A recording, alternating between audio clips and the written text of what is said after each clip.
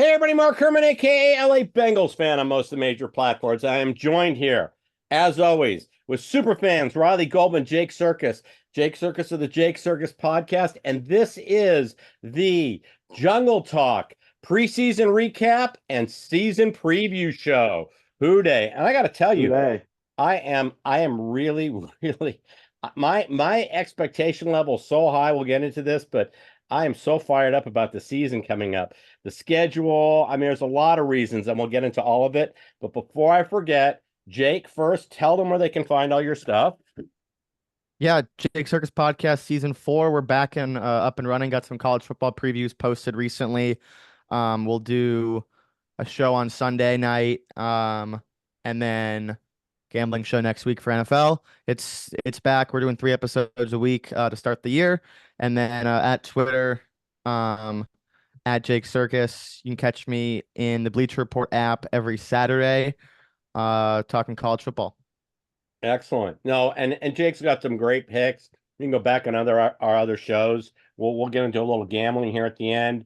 Should we do a pick this week, Mark, for college football? Absolutely, we Or should be two? doing a pick this week. Yes, we'll do that. Save that at the end. Make them hold on for that one, and then I'll give you my. I have a three-team teaser I love for week one in the NFL. You know I love teasers, so and I think you'll like it. So and then before I forget, if you don't subscribe, please subscribe. It's all we ask. Just support the channel. Hit the thumbs up so you know when our shows go up, and please give us the thumbs up. It helps us out with the YouTube analytics. So please do that. And with that, let's just jump right in, Uh I can't remember a season. I just kind of feel like the Bengals are this team of destiny. I mean, it's T's last dance with us. We all know it. There's no animosity. I think he wants to exit with the ring and go into free agency. We've got Joe. If we get to the Super Bowl, it's the Joe Burrow return to New Orleans. I mean, it's this whole thing that's kind of setting up. And I mean, I don't want to jinx us. First of all, I don't believe I have that kind of power. People always say to me, Mark, you didn't root us home. And I was like, if I had that kind of power over time and space, I would do more than alter the event, the outcome of a sporting event. But I am just so fired up about the season coming up. And how do you guys feel? Well, it's not even September yet. I don't know about Team of Destiny. I think that they're mostly focused on week one against the Patriots. Like going back to the old Bill Belichick line where we're on to Cincinnati, and now literally Patriots are on to Cincinnati for week one. But like, yeah, I mean, I think this team's really good. I think that everybody inside that building likes this roster. I think the fans like the roster. I think the media likes this roster, and I mean, it's a national consensus right now that the Bengals are, not sneaking up on anybody, especially coming off of a down year and with a fourth place schedule. I think that there's tons of reasons to be to be bullish and optimistic about the outlook for this year. But say the Super Bowl talk until at least Oh no, December. no. I was just talking about like kind of we have some things. I mean, Super Bowl in New Orleans. There's just a lot of it just seems like one of those like that's what's kind of starting to unfold. That's all. So for I me, fucking hope so. it's got me my expectation levels are so high. I can't remember when they've been this high coming into a season. So let's do what we usually do. We'll just cover a little bit of news. There's not a lot, and then we'll jump in with our preseason recap, and then we'll do our season predictions. So we picked up KJ Henry with Miles Murphy hurt. That wasn't any big surprise. I know he's a cast off, but he's still young. He was drafted in what, 23? I think only played one season with the Commanders, right? Yes, fifth round pick in 2023. Good player. I mean, he had a good preseason. 10 pressures in the preseason against. They played the entire AFC East, which is weird. Just never really got on the field last year with Washington. Never really had a place. So good body, decent speed. He ran a 4.6 40. So we'll see. He probably won't play that much. There's four guys ahead of him, so we'll see. And look, Miles Murphy is really only supposed to miss hopefully at most the first 4 weeks, and then he's back by week 5, week 6. And the only game that he's supposed to miss that really matters is the Chiefs, and hopefully we can get him back by that Ravens game in week 5. Yeah. If not, then really looking forward to going to Cleveland on October 20th for week 7. But you know, especially for AFC North games, hopefully he only misses one division game, and those are the games where you really, really need that trench depth, which the Bengals don't really have right now, and other teams No. in the division do. So Yeah. really only missing that Chiefs game, which it's week 2 game at the end of the season might not mean a whole much, depending on where the records are. But if he doesn't play for that Baltimore game, he'll surely be missed. Well, they didn't put him on IR. So Right. Right. so that tells me that maybe there's a possibility that he only misses a couple weeks. Did he go pup? Yeah. No, they've PUP? rostered him. He's So on he's the on the file. he's not PUP. Okay, because He's rostered. if he were to be on the PUP, he wouldn't be able to practice with the team. Right. He would need a few weeks to revamp. So there is certainly, if he's not pup, which I mean I believe you guys, so I'm sure he's not. Um, if he's not pup, then there's for sure reasons to be hopeful that he'll only miss the first month of the season, and he's already missed. It's the first week's already done.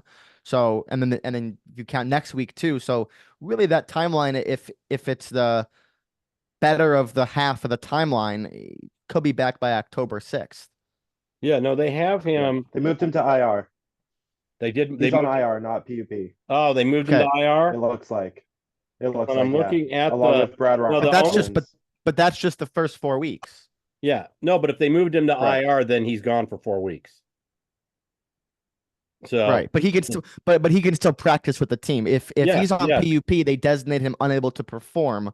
Like with what the Dolphins are doing with OBJ. yeah, they did put him on IR. I thought they rostered him. Right. So So- PUP is worse than IR because that means you're not allowed to practice. You can't even be on the rehab field. Or sorry, you can be on the rehab field, but you can't be with the team taking reps. So he can practice day to day, hopefully in the next, 2 weeks. So yeah, I mean that's a loss that you don't really want. Your first round pick in year 2. We saw the type of reps that Dax Hill was getting last year. Some very important key reps, and Bengals fans and Bengals inside that building really expect him to get important reps in year 2. So really hoping he comes back, and that's a position that they really don't have much help outside of Hendrickson, and outside of Hendrickson they really don't have anything in terms of the pass rush department. No, we are thin on the defensive line. So I mean that's why Yeah. the KJ Henry wasn't a surprise. But yeah, I was hoping we might have him. I don't know what. I must have been looking at an old sheet before we had but I thought I saw him rostered, but he's No, not. I think it Only was what? today. I think it was like a today or yesterday move that it was Yeah. a very recent. Yeah, no, the 'Cause only they also PUP moved guy is Brad DJ Robbins. Ivy. So, which isn't a surprise. We knew he was going to Yeah. not be ready. So, but now that with the now the casualty, if I'm not mistaken, was Tyron Williams. Didn't we cut him? So we only have 2 running backs rostered. Well, 3 technically, because Chris Evans is IR, but he's still on the roster technically. Yeah, but I mean he's not. But- He's an ending. So yeah. I mean But yeah, we basically, have 2. No, Chris Evans is done for the year. yeah. Is it for the year? Yeah, Okay. it's season ending. Yeah, so he's Got it. Yeah, he went on season-ending IR. so Mm. basically, I mean, Look, yes, they only have 2 running backs right now, but there's still 2 weeks left to go. This very well might not be their week 1 dress roster. I highly doubt they dress 5 tight ends. I mean, they had to have thought Right. that someone was going to claim one of the 5 tight ends, and they really wanted to keep one of them. There's no way that the Bengals dress 5 tight ends and 2 running backs in week 1. There's no way. So I expect either a trade to be made or someone to be added to at the very least practice squad. But I don't see the Bengals dressing 5 tight ends in week 1. Maybe I'm super wrong and I'm looking at this the wrong way, but No. I mean well, now you have and all seven offensive players outside of the receivers. Attributing 5 of those to tight ends is malpractice. I mean, Well, we have no backup left tackle currently. So you kind of need to move those tight ends around because we don't have depth at running back. We don't have depth on the line. It's not looking good. Well, Do we know Mims's timeline? well, he's rostered. I looked, so they don't. No, Yeah, yes, he is roster because he's week to week. It says right. Like questionable right now, but Well, the this begs the question, and I know Jake's going to jump all over me for this, but he Ryan's out there, and I mean the learning curve for the offense. He comes back. They can plug him in on plays. I mean, he's a viable I backup. You know, I mean the only reason you'd bring in P Ryan is if you really don't have any faith in either Zach Moss or Chase Brown to be your third down guy. I mean, I would think that they're just going to sign like a younger guy. I don't see P Ryan fitting in this on this roster at all because then he takes targets away from two guys that you seem to have a lot of faith in. And like I know Zach Moss was kind of a low cap a low cap guy to keep that running back number low and to really let Chase Brown emerge. So I'm not really sure they think they have the best running back room in the world, but I don't necessarily believe that they're going to look to Samaje Perine to take snaps away from those two guys. I'm just looking at a body in case you could practice squad him. We don't Well, they're going have. to sign someone. I mean, Yeah, they're that's going what to I'm get saying. someone. And Yeah. he's out there. And he's out there, and the learning curve is a lot shorter for him than anybody else.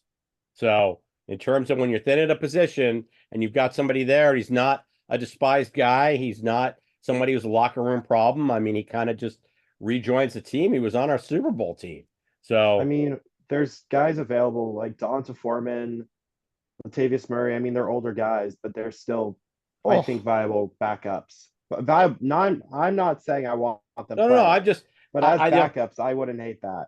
The only reason I was leaning on P. Ryan was because of the previous experience with our offense, because it hasn't so changed that True. much. Kirkland, both Cody Ford and Jackson Kirkland took snaps at left tackle this preseason. Kirkland Yes. took snaps at left tackle, right tackle, left guard, as did Ford, who took snaps at left tackle, right guard, and right tackle. So they have two of those guys who can swing around and play both. Are they good? No. I mean, the Bengals have never had reliable depth at tackle. They never even have had reliable bookend tackles at once. Hopefully, we get that this year Yes, that's the with plan with the with Brown boys, Yeah. but with with yeah. with with both Browns and then Mims. We'll see where Mims really fits in. Um, yeah, the tackle depth isn't good, but they do have two guys that they can put in there if, God forbid, Orlando Brown or Trent Brown gets hurt, which Trent Brown will get hurt. He gets hurt every year. But you really want to keep Orlando Brown healthy, and the penalty for if Trent Brown is healthy is really minimized as long as Mims is back out there, which he should be in the next few weeks, even if he Right. misses the first game or first two games. Right. The other thing we could obviously talk about is Chase. I would hope his deal would get done. I got to say one thing. Chase is living proof about having the training camp bonus, because he held in showing up because he didn't want to part with the bonus money. So it does get the body into camp rather than have him holding out. So there's something to be said for that. But he's played very little. I'm not concerned about his lack of participation in preseason, but I would like to get the deal done. I know you on the previous show, Jake, had said we announced Burrow's contract on the Thursday when the Kansas City was kicking off the season. So you thought maybe, hey, we might do that to take a little wind out of their sails. Announce it next Burrow year. was also, yeah, Burrow was also going to be a free agent at the end of the year. Like you knew the Yeah. Burrow deal was coming. You don't know if the Chase deal is coming because he's not a free agent at the end of the year. He has 2 years of control left. Right. I mean, the Burrow thing also, he was hurt. So him missing preseason wasn't that big of a deal compared to Chase, who has been healthy, and him not getting these reps doesn't feel great in terms of his body holding up through these first couple weeks. But, that's part of it. Right. Well, with the Lamb deal done, I mean, we know what he's going to cost. The price isn't going to go down. You know, take care of the guy and let's move on. That's just my feeling. I mean, The we know Browns, what it's it's never going to it's be. never how that's worked. I know, but Justin Jefferson's deal's done. Lamb's deal's done. And Lamb's deal just got done, last week. Or earlier this week. So I just like to put this in the rearview mirror and move forward with this, Look, with the the season. Bengals way of thinking is that they've never been pushed and forced into making a decision. They literally only make to do their business when their back is completely against the wall and they have to make a decision. That's honestly why the Orlando Brown signing was so surprising because it really came out of left field.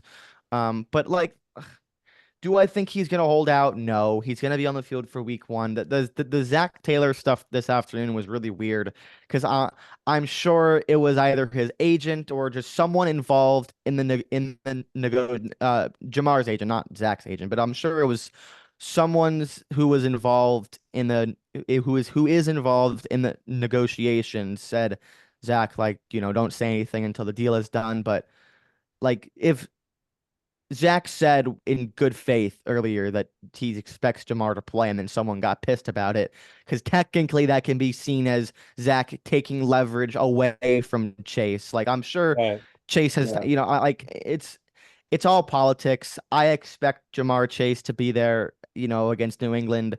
He is not a free agent at the end of the year. He does not gain a year of service if he holds out the whole year.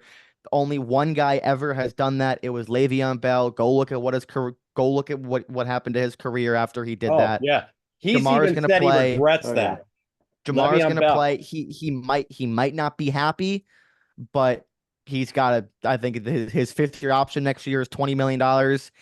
Um, Now people might say that, oh, like he has no reason to get a deal because the deal doesn't kick in until next year. Jamar has every reason to want a new contract right now Oh because he yeah. gets the signing bonus immediately. So he would get like Right. 40-50 million in his bank account the day after he signs the contract. So he has every reason to want the extension right now. Nobody blames him. And Ted Karras today came out and said there's no animosity in the locker room. Like, everybody knows that it's going to be, a really great day when that news does come out, but no one is, giving any negative energy to Jamar Chase. So that's good, and that the players and the team, or the players are behind him, but it's gonna get done. Yeah. Maybe not right now, but he's gonna play. Yeah.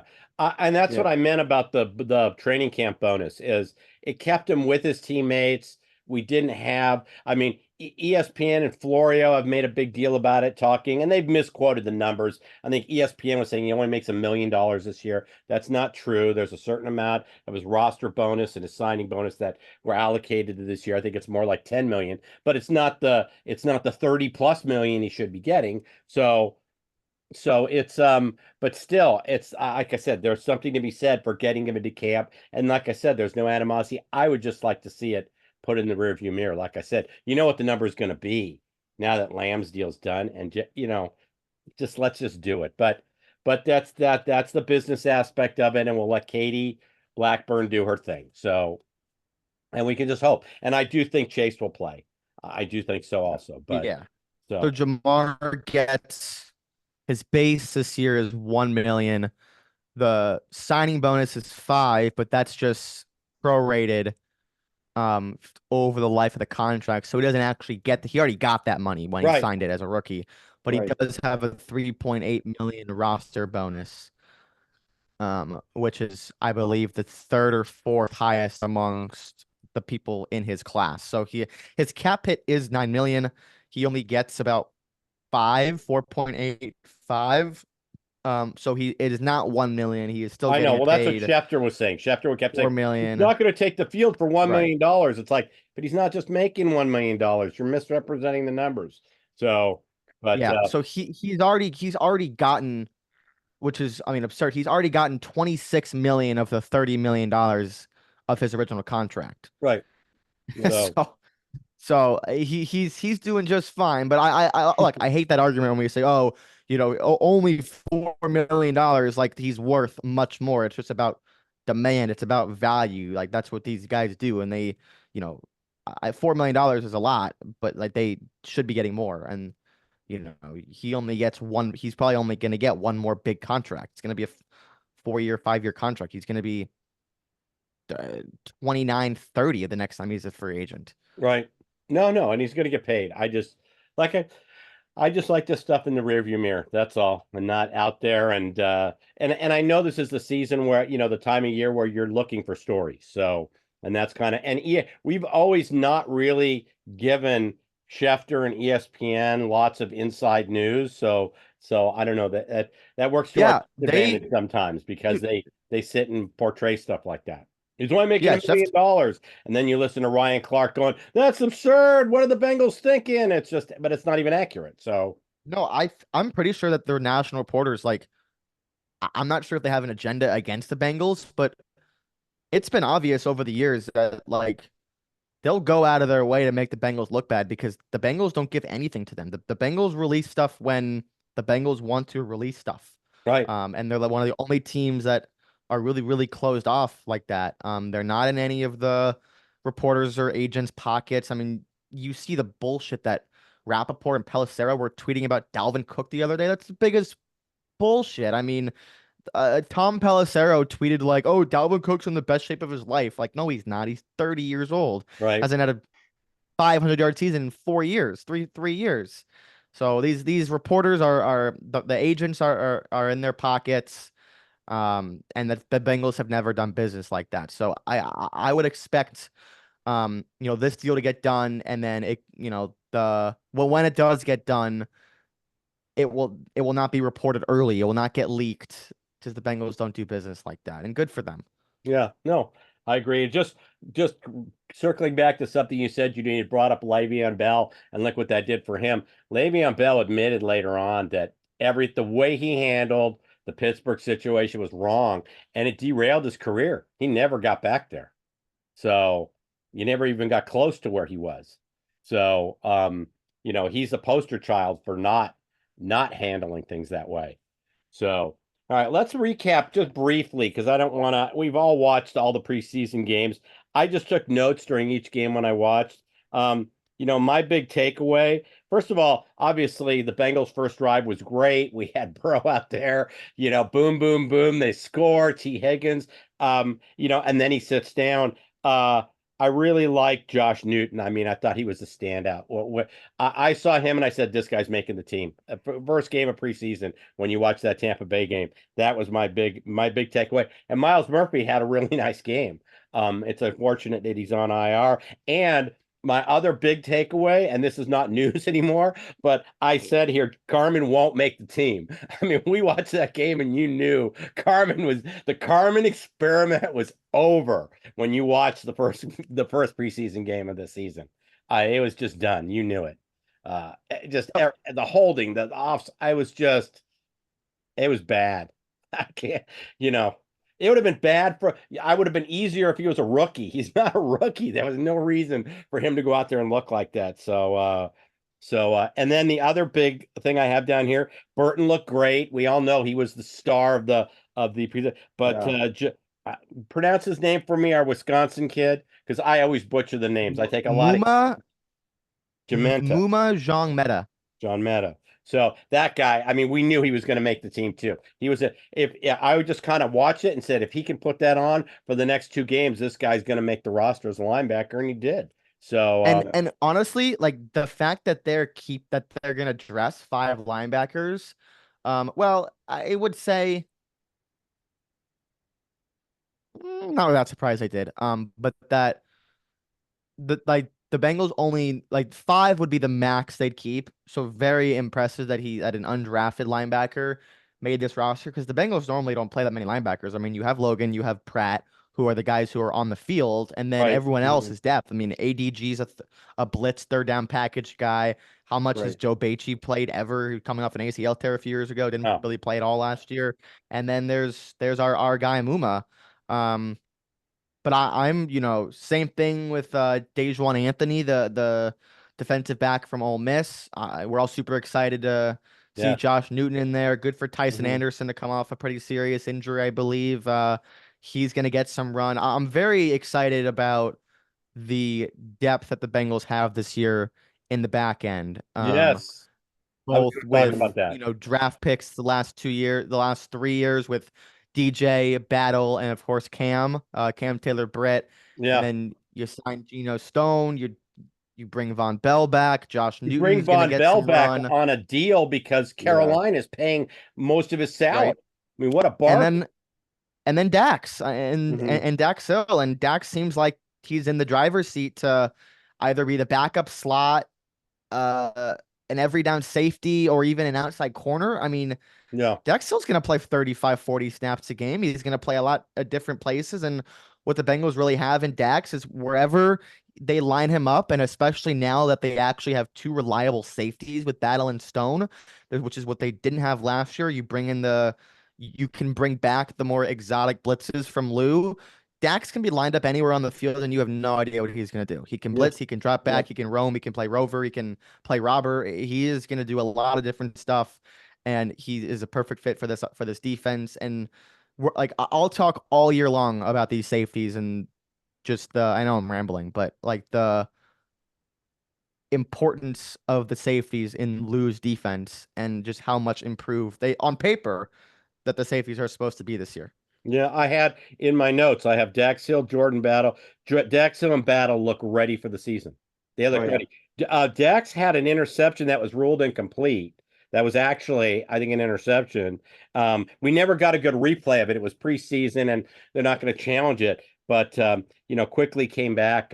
Like I said, he looked ready to play. So that's it I had for my notes for game one. Anybody have anything other takeaways from game one, or that was No, pretty I much mean, okay? our backup QB situation was brutal, and both are gone now. So Well, you know what? No, you're not surprised. what side made the practice squad? We got him Did back he on. make the practice squad? Yeah, so I saw that I today. didn't see that. So um and you know what's funny is when we talked last year, because I went back and looked at some of the shows earlier in the year, and we talked about how we're going into the season with no backup because Browning and Simeon Right. looked horrible last year, both of them.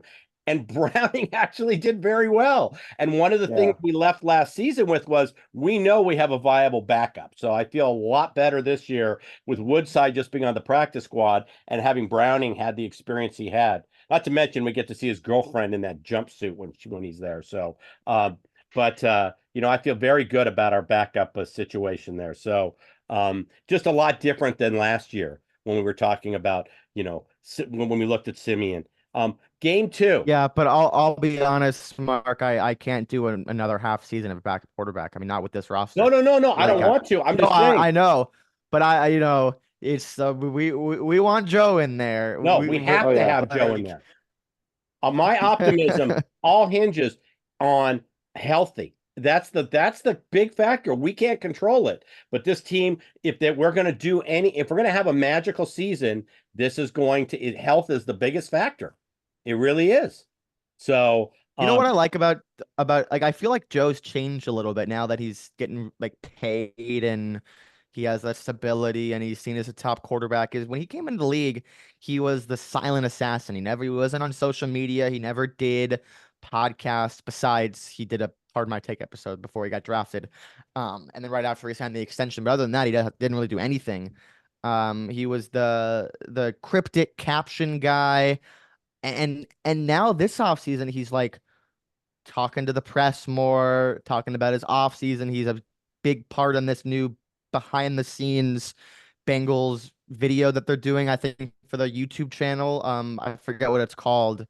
But he's been doing more podcasts. It just seems like he's more out there now, which mm, I think for at this age in his career is a little bit better because we loved when he never said anything. So he was never like badly in the news. Now we don't really think he's gonna ever be like that. And this is a stupid thing to even talk about. But like I just kind of like the vibe for Joe now that he's more out there now. He's been posting photo dumps on Instagram. I just kind of like where the vibe is at with Joe right now. And I know that's stupid, but I just like it. I'll tell you what I like.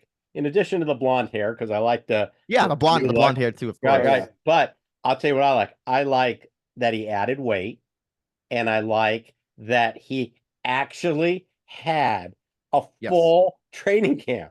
I Hmm. mean, I know he only played in the first drive. He wanted to play in the third game, and Zach said, "No, we saw enough in practice that we don't need to put him out there." But the guy was actually had a regular training camp and preseason. Yep.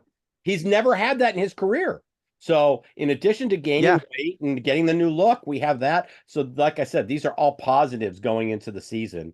Um, so let's plow through the rest of the games real quick because I don't have a lot. My only takeaway from game two was that our second and third stringers really held the first string Chicago team in check for the first half. Mm-hmm.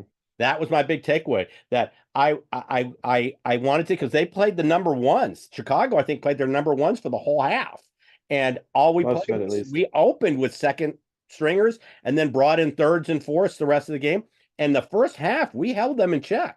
So I know the offense was a little anemic, but that's because we had Woodside, in a quarter and Browning in a quarterback. But that was my big takeaway. I said our backups pretty much held Chicago starters in check. That's my one takeaway from preseason game two. So Yeah, I mean it's always black and white because you really don't know. Like even if a first team offense is out there, like you really don't know if they're calling their real offense or probably just treating it like a de facto practice. I mean, they're probably calling some new formations, some sets that they've been, trying to install, and just haven't really buttoned up yet.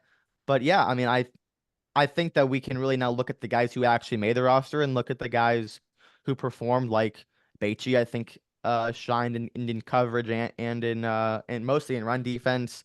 But Josh Newton showing off oh really yeah. what he's Mm-hmm. good at, which is playing physical and press coverage. He's not really a speedster, so he's really not going to be good against the fast receivers or playing off coverage, because the closing speed just really isn't good. But he can get dirty, get your hands in there. Supposed to be a pretty good tackler, like just like he was at TCU. So I'm really high on him. I was high on him as a prospect. Like the physicality coming out. So yeah, I think everyone who we know is on the team. We can take a look at some individual performances, but thankfully we only have 2 more weeks of this. We really, when we look at preseason, we can't just be like second string versus first string because you really just don't know what plays they're calling. But overall, the individual performances were certainly there, I would Right. say. Yeah, and I got the same Yeah. takeaway. We jumped to game three. Cedric Johnson.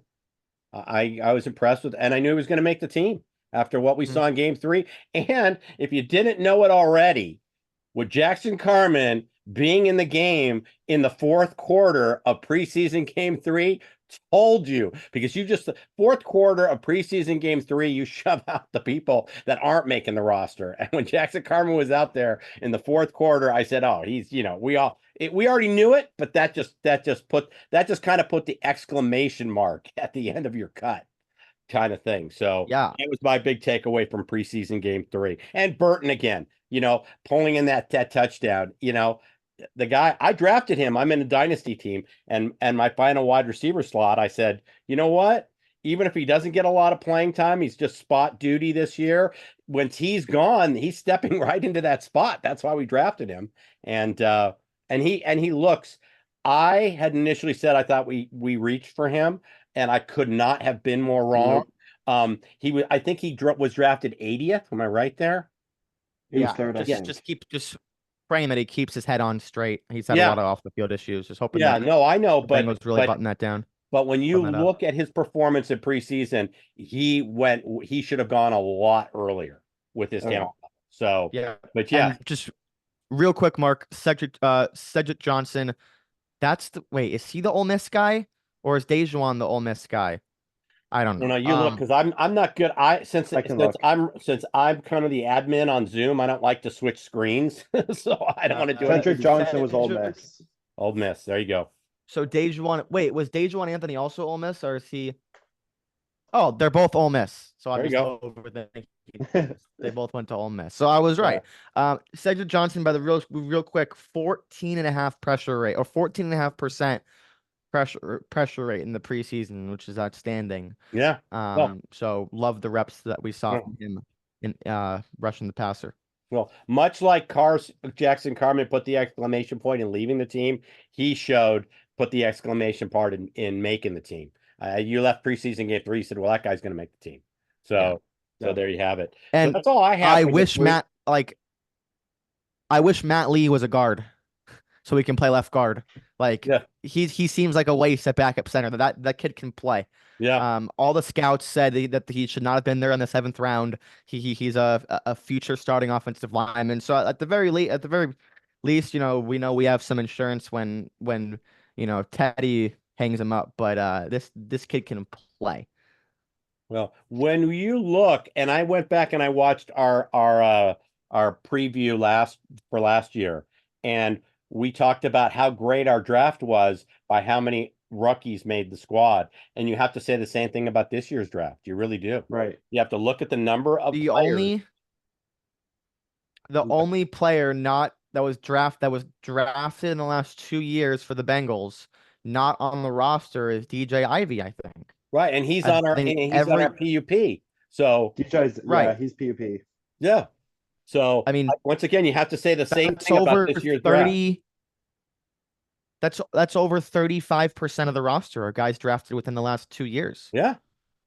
So we have to be one of the youngest teams again. We were one of the youngest teams last year. Yeah. We can't have changed that just because Yeah. everybody else got one more year on their on their chronological time belt.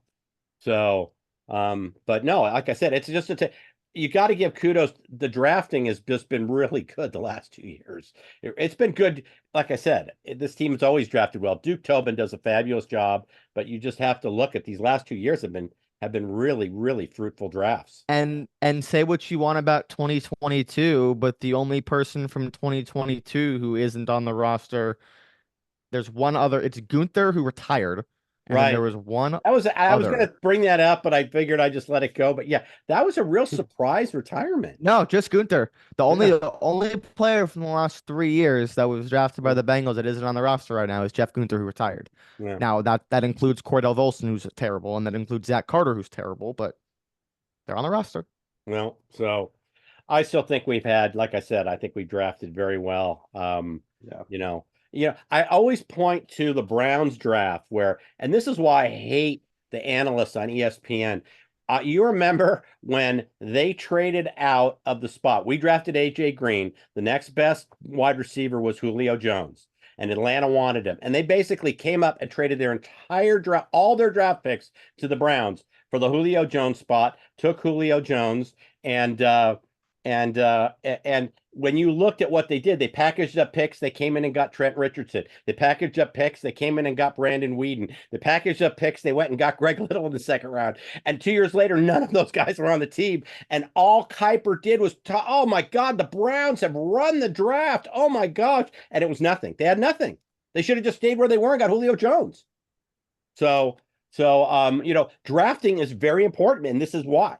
You're building your team. So I think we can close the door on preseason. Are we good? Yeah. Yeah, all right. let's move on. Let's get into season predictions, shall we? Who wants to go first? I'll go last. Last year. Go ahead. You go first, Riley. I'll go last because it kind of leads into the bold prediction. Okay. So all I'll right. kind of do you want to go first? I went first last year. You want to go first, Jake? You go because I'm still adding up how many wins I think they're gonna get. Mine's real. I broke it down really simply. We don't have to add up wins. Just look at losses. We all think we're going to have a winning season. Okay, so let's just talk about losses. The thing I love about the schedule this year, you look at our first 5 games. I mean, we should be. If we lose the Baltimore game, we should be 4-1. I mean, there's no reason. So you think they're going to be the Chiefs? City, Baltimore or Kansas City. We lose one of those 2 games. We should be 4-1. We got to win one of those 2. And I mean, I would hope that they don't lose to New England, or the Commanders at home, or Commanders or Panthers or Giants. Well, that's on the road. I mean, I would hope they wouldn't lose to Carolina, but they might. It's on the road. You never know. Right. But I'm looking at losses. I've got us losing either Kansas City, Baltimore in the first 5, okay? And then I've got us, I always pay respect to our division rivals. You cannot overlook them. This is not going to be a team that goes 6-0. I'd love it to happen, but you can't expect it. So I always go splits with Cleveland, Pittsburgh, and Baltimore. I just always do. The best case is maybe you go 4-2, but that's going into the season. That's kind of how I look at it. And then I always say there's a game we're going to lose that we're not expecting to lose. Okay. So, I mean, I've got us at 4, maybe 5 losses. That's it. So I've got us at, 13-4, 12-5. That's where I have us. Okay. Yeah, I've got 12-5 as well. I think that they'll lose. I think they'll lose to the Browns once. I think they'll lose to the Ravens once, but I don't think they're gonna lose to the Steelers twice, especially that Week 18 game being um Steelers. So the last game of the year is Steelers. So like ideally Pittsburgh has nothing to play for. I don't think they will. Ideally the Bengals are playing for a bye, so they have all to play for. But the Steelers, real quick, I'll read you their last 7 games, and this is when they're gonna get the Bengals. Um, no buys. They have Ravens, Browns, Bengals, Browns, Eagles, Ravens, Chiefs, Bengals. Those are the last 8 weeks of the year. I mean, it's Gauntlet. Oh no, it's a brutal. Four of their 6 divisional games are in the last 7 weeks of the season.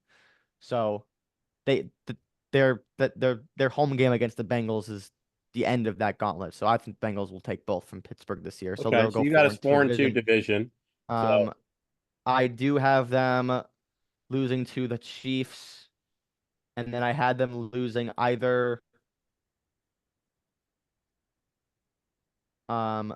Eagles or Cowboys.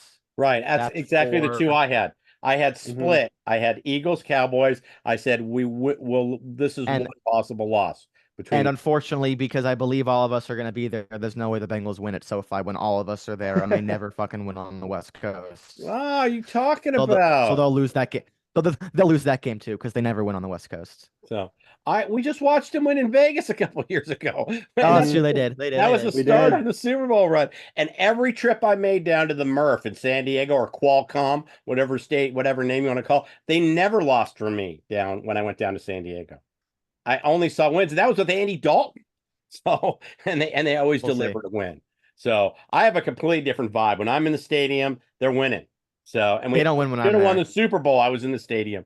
I was there for the Def Leppard concert on Sunday, and I was showing my friend. That's where Ramsey fell. That's where Chase was. If Burrow had been standing up, pointing to the end zone, it would have been in. So, all right, Riley, we got 2 12-5s. I had a 13-4 optimistic, but I do think there's a game that comes up and gets us. Oh, before I forget, we do have a stretch, don't we? That's really tough. I mean, in terms of time, we have like 4 days rest for one game, Yep. and They play the Bengals have the most games. So the adjusted opponents are not that hard. They're pretty easy actually. But the Bengals, in terms of rust, have the second hardest schedule in the league. They have, I think, 3 short week road games. They have 3 games in 10 days. yeah, that which was is it. The 3 very games in 10 which days. is very Yeah. mean. Yes, that's very mean. So I saw an analyst today who talked about if any one of these teams could defect to a different division, they would, because they probably would be a perennial winner in the other division. But this has got to be the toughest division in football. I mean, we Yeah. were last place, we were 9-8. So, Yep. all right, Riley, we've held off long enough. Give us your season prediction. So very similar to you guys. I think we're all kind of along the same lines of where we think the Bengals are at this year. I also have 12-5. But I have us beating the Chiefs, but then I have us losing a bad game to the Broncos. I don't know why. That's my like one gross Yeah. game this year that we just absolutely should win, but don't. I Right. also just like the Broncos this year. But I have losing to Eagles and Cowboys and then splitting with the Browns and Ravens. I think the Steelers suck. I have them at 7 wins, which would be Tomlin's first losing season. Right.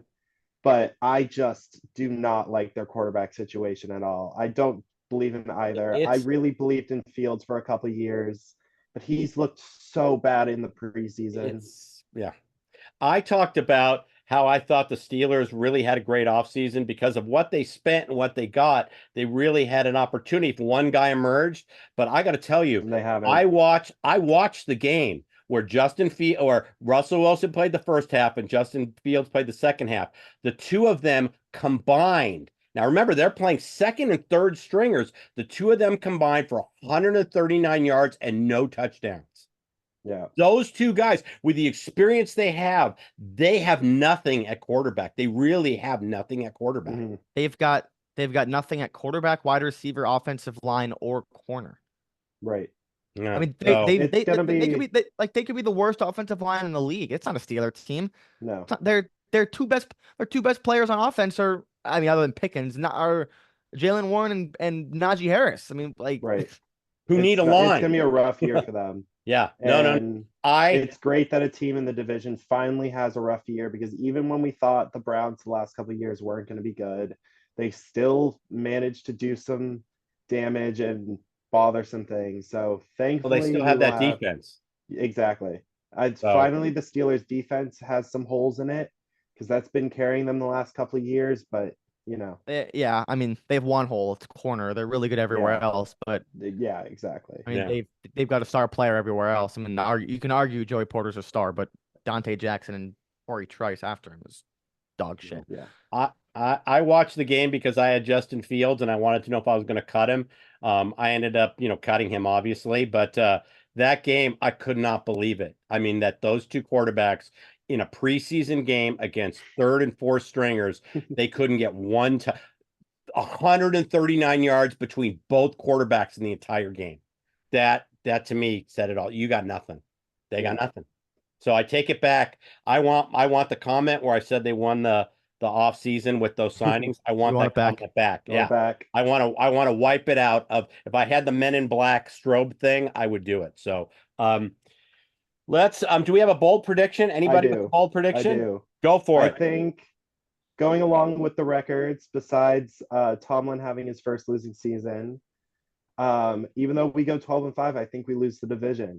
I think the Ravens pull out somehow 13-4 and just don't lose any games they're not supposed to and win every game they're supposed to, and just go 13-4 and have a ridiculous season being number one in the AFC, and we managed to be the 5 seed in the playoffs at 12-5. That's my bold prediction for the year. We would be the nightmare opponent if that came true.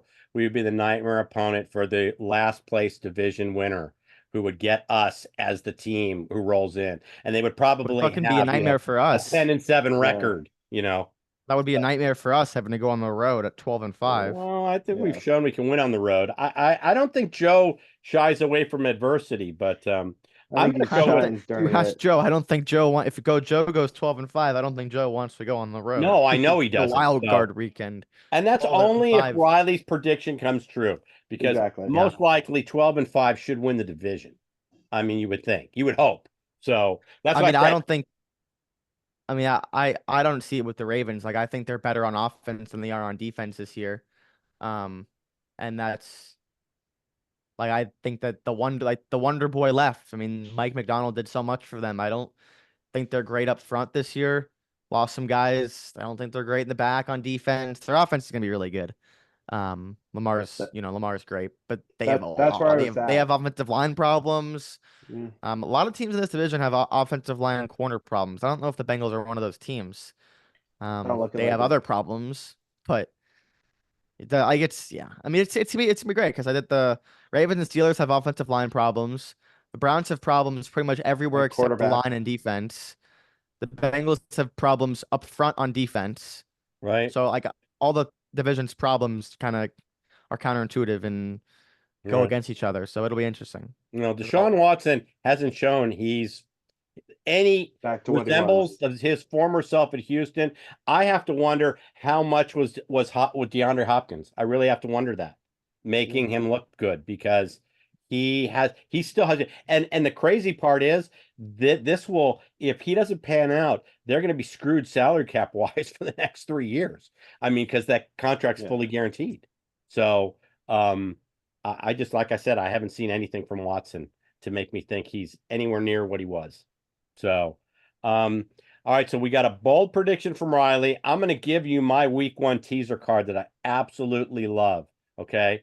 You can have the Bengals less than a field goal favorite. You can have the Bills even, and you can have literally the Lions even.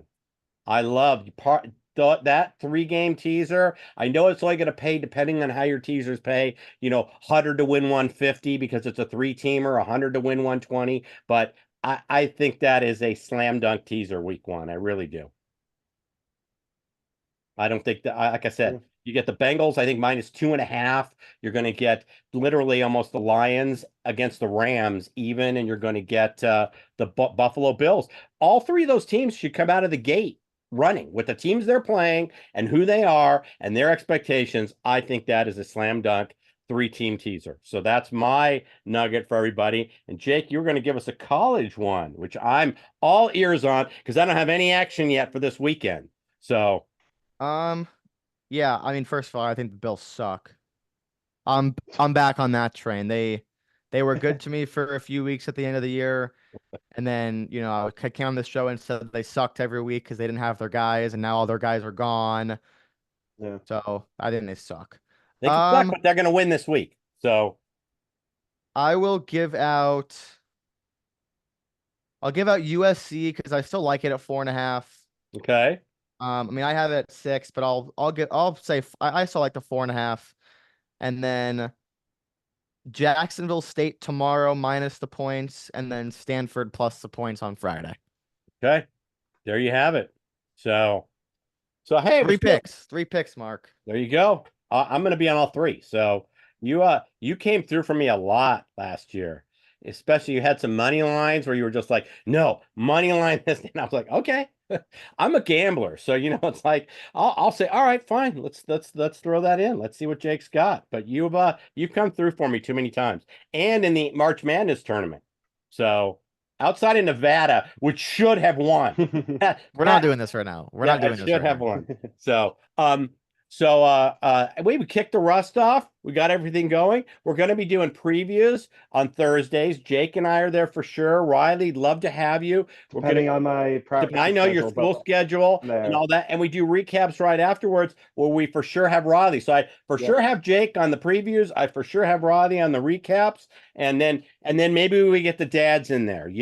Heath is probably like I said. So it's all good. The 5 of us. Here we are. We're super fans. This is a show by fans, for fans. Jake, remind everybody where they can find your stuff and check out his podcast. He has some great podcasts. Jake, remind everybody where they can find your stuff. Yep. Twitter is at Jake Circus, super active on there. And then the Jake Circus podcast on Spotify. Excellent. Riley, you want to give out your Twitter? I know you're not posting a lot yet, but you're going to get there. So go ahead, give out your Twitter. Yeah, on Twitter at sportsball with 3 L's at the end. Life's just been crazy working in the sports world a little bit. So check out Fan Funded. Everything I'm writing for there, or everything written on there is from me. Been working on the backside writing, so haven't posted a ton there, but hopefully going to start again with football coming in. And then check out RileyG_photos on Instagram. I'm going to get back to school and start posting more sports photos. There you go. There you go. All right. Well, I'm really fired up. Jake, you and I for sure will be back next Thursday. We'll do our preview of the New England game. If you don't subscribe, please subscribe. It's all we ask. Hit the bell. You'll know when our episodes go up. Give us the thumbs up. It helps us out with the YouTube analytics. So, and with that, I'm going to say, hoo day, everybody. Hoo day. See you next week.